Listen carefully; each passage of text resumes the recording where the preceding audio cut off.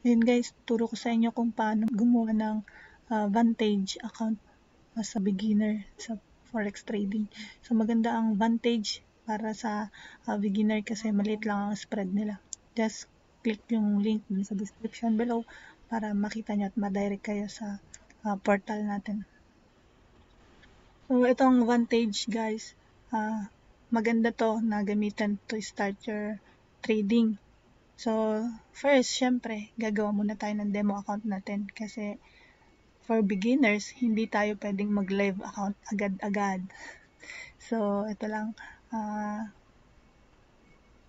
gawa lang tayo ng account dito for demo. Pero, pag ready na kayo, pwede na rin kayong gumawa ng live account nyo dito din sa same link na makukuha nyo din dito. And then, register lang tayo dito guys. Ito guys, fill up nyo lang ito. Then, open live account. Yan, dahil may existing account na ako. Login na lang tayo. Mag-create lang kayo dito ng account nyo. Click this accounts, and then open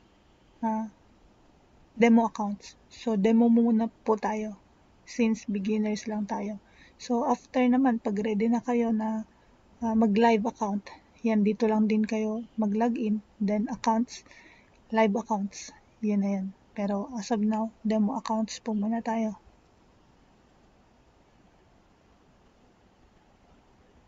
Yan, usually MT4 ang gagamitin natin. Kaya open demo account dito sa MT4. So, ito, ang gamitin natin yung raw ECN para mas mababa yung spread. And then, kung anong currency ang gusto nyo. Pero usually, USD ang ginagamit namin. So, dito, 500:1 pwede. And then, kung magkano yung current balance na gusto nyong i-play out. So, since 1,000 yung nakalagay dito, 1,000 tayo sa minimum. Then, submit. Okay, gawa na yung ating account. And, let's check yung ating email. So, ito guys, yung na-create natin na demo account. So, click nyo lang yung Gmail nyo, yung Gmail na sinend sa inyo ng Vantage para makuha natin yung MT4 login natin.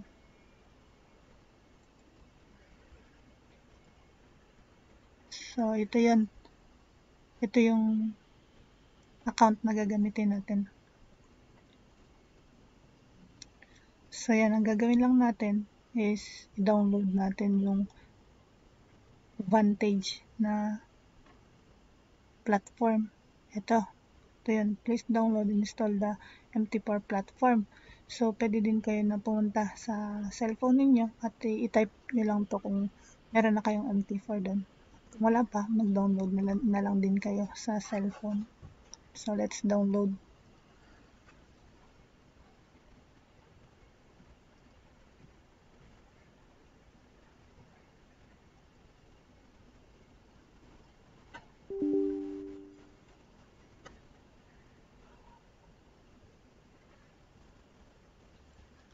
Next lang para mag-set up yung ating Vantage MT4 account.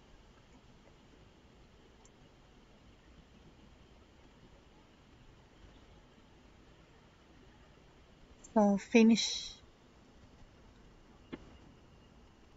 Then ito, disregard nyo na lang to. Open nyo lang yung MT4 login ninyo. And then, ginanito ko lang siya para mas madali natin makita yung information natin. So, ito, yung server natin is Vantage International Demo. Just click this, then next, and then existing trade account. Just type lang natin yung sinend sa Gmail natin.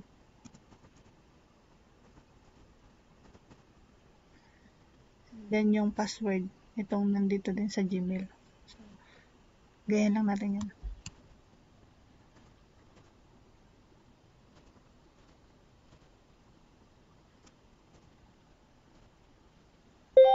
Then, save password para hindi na tayo paulit-ulit na mag-register. And then, finish. So, ito na yung ano natin. Incoming mail. So, ito na yung magiging itsura ng platform natin, demo natin para dito sa account na ito. So, yun, madali lang tong i-edit. Ang ginagawa ko lang dito, so, pwede mo na tong i-close. Then, close na rin natin to. And then, for example, ang gusto mong i-trade is Euro USD. Sige, sample na lang natin is yung yung tinitrade ko talaga. Sample natin yung US30 na chart. Kasi yun yung tinitrade ko talaga. So, click this market watch. Then, right click. And then, show all. So, hanapin lang natin dito yung US30.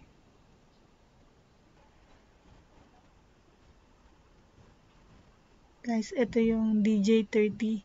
Ito yung chart ng US30. So, chart window. Then, pwede na natin tong i-close. Then, right click for property.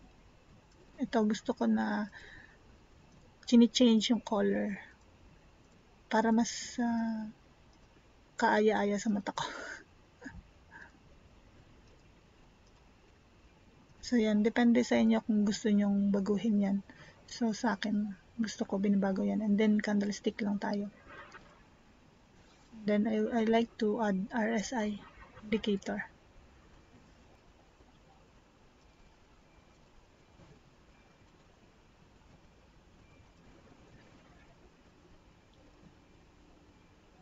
So, ayan, downtrend tayo. Pero, nagre-retrace muna siya.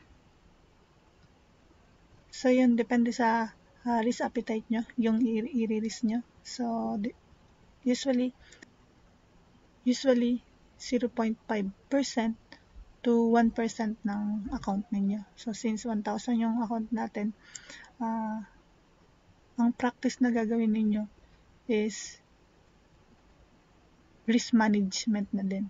Para pag nag-actual kayo, hindi na kayo maninibago, hindi na kayo magpapalit-palit ng risk appetite ninyo, tsaka ng lot size ninyo. So, try natin dito yung 0.05. Tapos, compute nyo na lang kung magkano yan. So, pwede natin ipatalo dito is 50 USD. So, kailangan 1:2 ratio tayo. So, pag magpapatalo ka ng 50 USD, kailangan mag-win ka ng times 2 niya. So, magiging 100 USD dapat yung win natin dito. So, let's check. I like to add moving average then.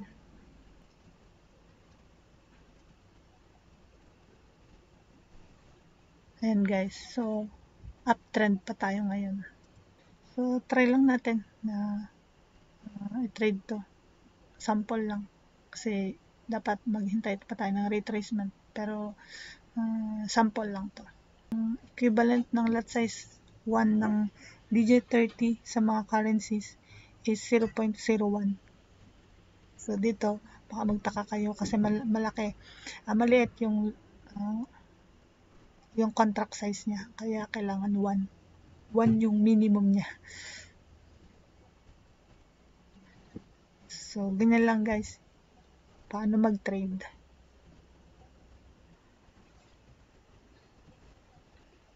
So, ayun guys. Ganyan lang gumawa ng trading account natin. Kung beginners ka pa lang. So, for me, I like using yung TV. Yan. Mas maganda kasi. Pero naka-free lang to. So, mas maganda kasi na may TV kayo, lalo na pag naka-premium. Mas madali siyang makita dito. Mas madaling mag-analyze ng chart. So, yan. Punta lang kayo sa tradingview.com and then search nyo lang US30 or kung ano yung currency na gusto nyong i-trade. Mas madali dito na tignan. Ayun lang guys yung paggawa ng account. So, kapag gusto nyo naman na mag-live account na, dito lang kayo sa live accounts. So, importante na huwag nyo ipapakita yung login ID nyo guys. Lalong-lalo na yung account nyo ng Gmail kasi pwede nilang ma-open, pwede nilang makuha. Kaya mag-ingat kayo guys. Yun lang. Salamat and God bless.